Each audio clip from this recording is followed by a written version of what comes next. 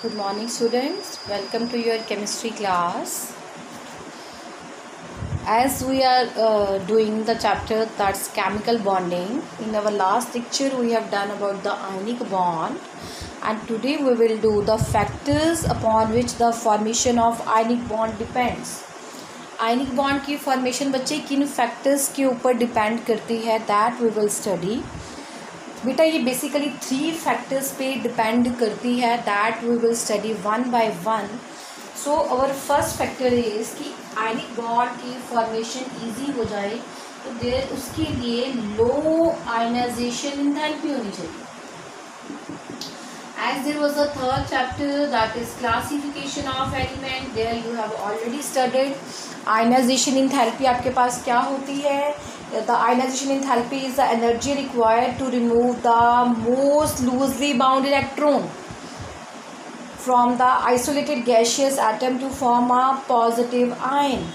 आपके पास कोई बच्चे कैसे आप इसको एक्सप्रेस कर सकते हो? आपके पास कोई मेटल एटम है गैसियस स्टेट में, इसको आयंस में चेंज करने के लिए जो एनर्जी चाहिए, कैटायन बनाने के लिए जो एनर्जी चाहिए, that is called ionization enthalpy. और ये एनर्जी बच्चे जितनी ज़्यादा लो होगी, कैटायन की फॉर्मेशन उतनी क्या हो जाएगी, ईजी हो जाएगी. अब मेटल्स में आयनाइजेशन एंथैल्पी लो होती है तो वो ईजिली आयंस में चेंज हो जाते हैं. तो आपके पास देखो आयनिक बॉन्ड फॉर्मेशन में मैंने आपको बताया था कि इलेक्ट्रॉन ट्रांसफ़र होता है from metal to non metal.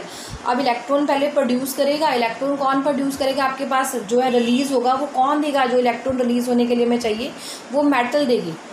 अब जिस मेटल की आयनाइजेशन एंथैल्पी लो होती है, मतलब जो ईजिली आयंस में चेंज हो जाती है, ठीक है, दैट विल लूज इलेक्ट्रॉन, और वो जो इलेक्ट्रॉन है that will be accepted by the non metal.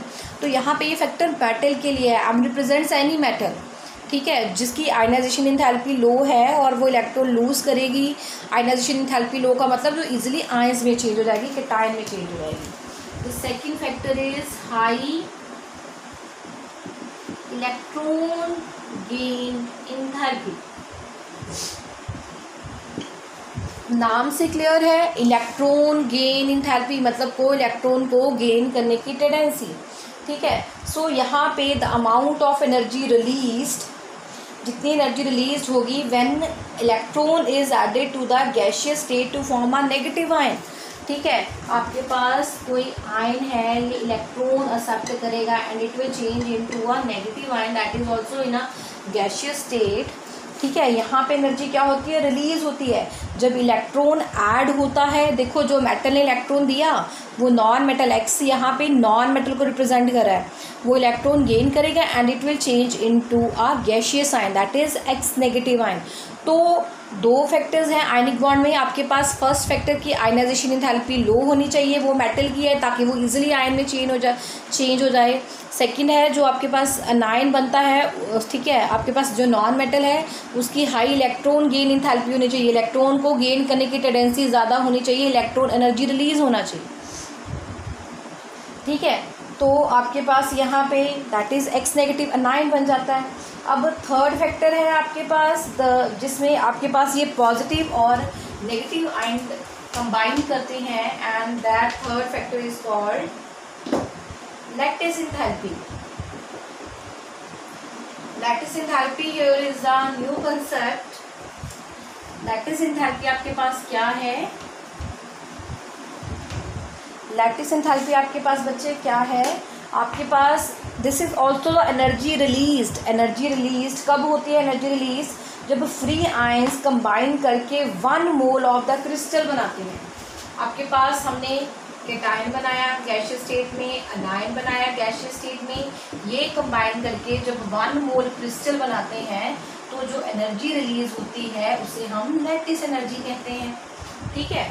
आपके पास कैटायन है, अनायन है, ये कंबाइन करके आपके पास 1 मोल क्रिस्टल बनता है, ठीक है. तो जो एनर्जी रिलीज होती है उसे हम क्या कहते हैं?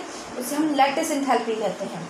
So higher the value of lattice enthalpy more easy will be the formation of the ionic bond, ठीक है. तो आपके पास जो 3 फैक्टर हैं, आयनाइजेशन एनर्जी लो होनी चाहिए, इलेक्ट्रॉन गेन एंथैल्पी हाई होनी चाहिए, और थर्ड फैक्टर आपके पास लैटिस एंथैल्पी. जितनी higher value in lattice enthalpy होगी उतनी ही आपके पास ईजियर होगी formation of the ionic bond. ठीक है, फॉर एग्जांपल मैं सिंपल मेटल ले लूँ, आपके पास जैसे एन है, एन ए इसमें चेंज होगा Na प्लस इलेक्ट्रॉन। अब इसकी आयनाइजेशन एनर्जी क्या होनी चाहिए, लोअर है। जो इलेक्ट्रॉन इसने रिलीज किया वो क्या बनेगा, Cl नेगेटिव बनेगा।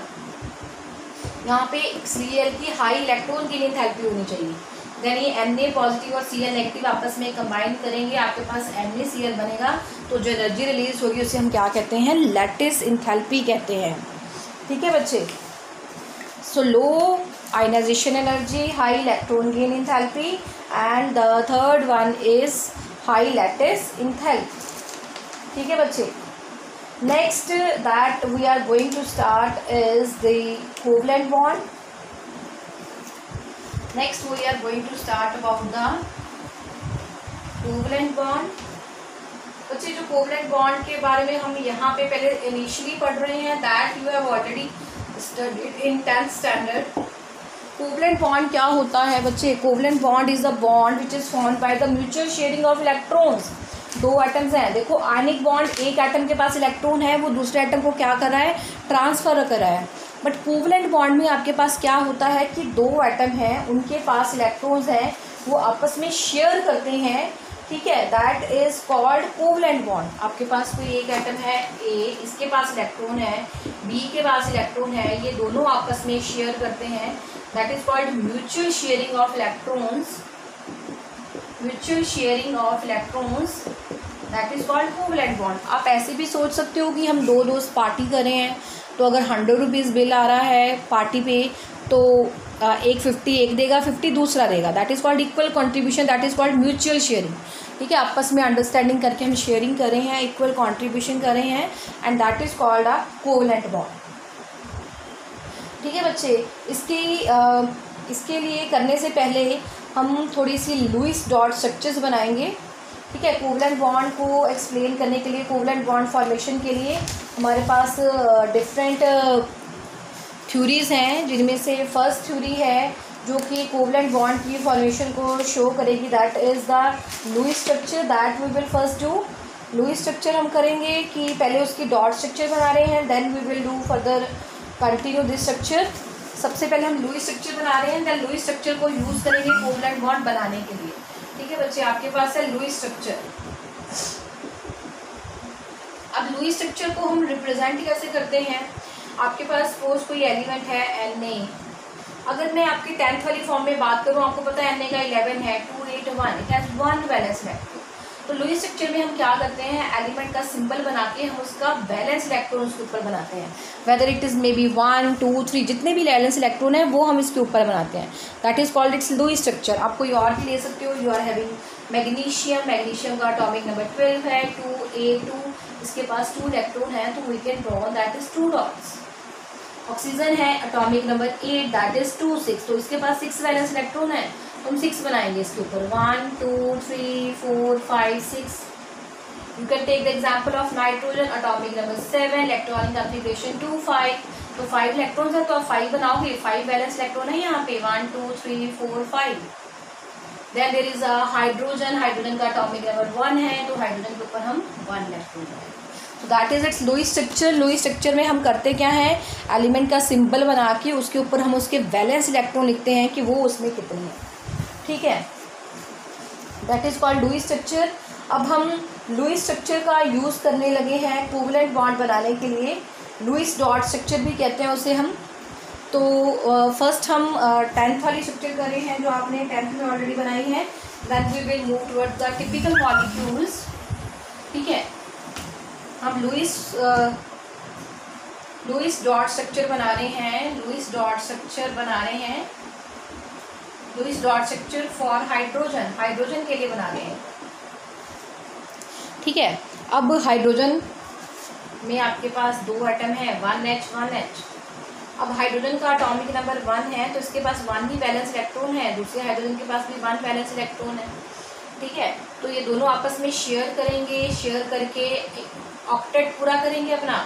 शेयरिंग का पर्पस क्या होता है कि इनको ऑक्टेट पूरा हो जाए, इनकी स्टेबिलिटी हो जाए। हाइड्रोजन ने अपने 2 इलेक्ट्रॉन पूरे कर लिए, देन दूसरे हाइड्रोजन ने 2 इलेक्ट्रॉन पूरे कर लिए। So this is covalent bond between 2 atoms, that is hydrogen bond. ठीक है, ये हमने हाइड्रोजन के साथ बना लिया। Second you can draw with oxygen. Oxygen का अटोमिक नंबर है 8 2 6, 6 वैलेंस इलेक्ट्रॉन है इसके, और वैलेंसी इसकी कितनी है, वैलेंसी इसकी 2 है, मतलब ये कितने बॉन्ड बना सकता है, 2 बॉन्ड बना सकता है। ठीक है, वैलेंसी कैसे निकालती है, अगर पीछे आपके पास 4 से ज़्यादा इलेक्ट्रॉन है, वैलेंस इलेक्ट्रॉन 5 6 7 8, तो उनको हम 8 में से माइनस करके निकालते हैं। तो इसकी वैलेंसी आपके पास बच्चे 2 है, तो हमने ऑक्सीजन के 2 बॉन्ड बना सकते हैं, तो 2 इधर बना दिए, टोटल 6 हैं, 2 2 4 2 6 बना लिए। दूसरा ऑक्सीजन, क्योंकि O2 बनाना है हमने, दूसरा ऑक्सीजन 1 2 3 4 5 6, अगेन इसकी वैलेंसी भी 2 है, तो ये भी 2 ही बॉन्ड बना सकता है। तो ये दोनों अपने इलेक्ट्रॉन 2 2 हैं, ये शेयर करेंगे, तो इसके पास कितने इलेक्ट्रॉन हो जाएंगे, 1 2 3 4 5 6 7 8।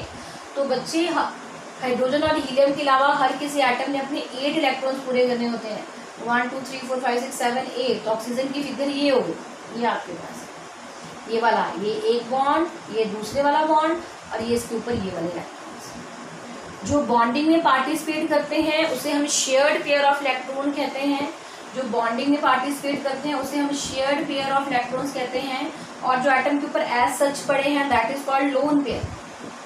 तो यहाँ पे ये जो 2 हैं, यहाँ पे ये लोन पेयर हैं, और यहाँ पे जो है they are shared pair of electrons. SPE मतलब shared pair of electrons I have written. ठीक है, जो ऊपर साइड पे पड़े हैं वो दोनों क्या है, इसके ऊपर लोन पेयर है।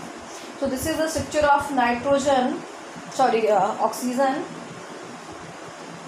We can also draw it for the different molecules। ठीक है, डिफरेंट मॉलिक्यूल्स के लिए हम इसे बना सकते हैं। लेट अस सी वन मोर एग्जांपल। देखो पर्पस यही होता है कि हर किसी का हमने ऑक्टेट पूरा करना है। ठीक है, अब मैं ऑक्टेट पूरा करने की बात करूं और वो बॉन्ड कितने बना सकता है ये भी इसके ऊपर डिपेंडेंट होता है। ठीक है, let us see 1 2 more examples for that, then we will do the typical one. ठीक है, आपके पास ये है, हमने नाइट्रोजन का बनाना है, नाइट्रोजन का एटॉमिक नंबर 7 है, दैट इज 2 5, दैट इज, अब इसकी वैलेंसी कितनी है, वैलेंसी है इसकी 3, मतलब ये 3 बॉन्ड बना सकते हैं, दैट इज 1 2 3, और यहाँ पे 5 इलेक्ट्रॉन है, 2 यहाँ पे। सेकंड नाइट्रोजन, वो भी आपके पास 3 बॉन्ड ही बना सकता है, 1 2 3 4 5। अब ये 3 3 6 और 2 कितने हो गए, 8। हर किसी के हमने 8 इलेक्ट्रॉन्स पूरे करने हैं, इसके भी कितने हो गए, 8। इन दोनों के बीच में क्या होता है, ट्रिपल बॉन्ड होता है, और यहाँ पे क्या है आपके पास, लोन पेयर है। This is shared pair of electrons, और ये जो ऊपर है वो क्या है, लोन पेयर ऑफ इलेक्ट्रॉन्स। बच्चे और भी बहुत सारी टिपिकल फिगर्स हैं इसकी जो हम ड्रॉ कर सकते हैं। ठीक है, और भी बहुत सारी टिपिकल फिगर्स हैं, that we will do typical structure, that we will do in our next lecture. Okay बेटा, बाय।